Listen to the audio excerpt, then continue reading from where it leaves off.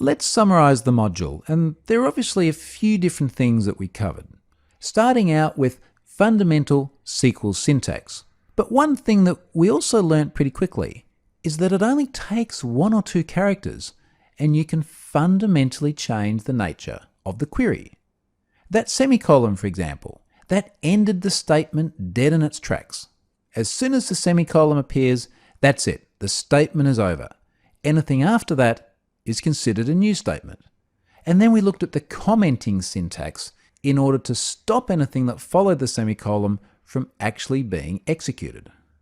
Another thing I talked about quite a bit was this concept of query versus data.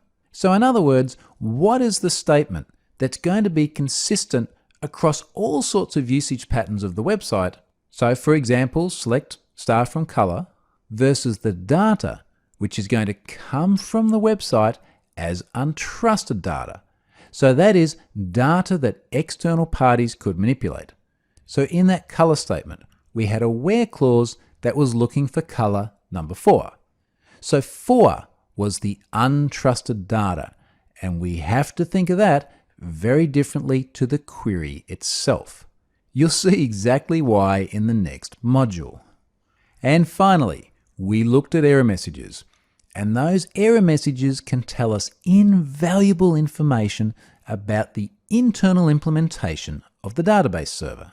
So they tell us when a table doesn't exist, when we get a column wrong, when we try to run a query which is syntactically incorrect.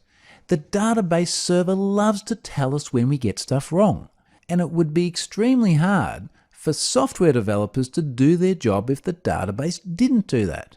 But we, as attackers, are going to exploit that talkative nature of the database and take these error messages to execute a SQL injection attack and start getting data out of the system. So let's move on now and actually start mounting SQL injection attacks.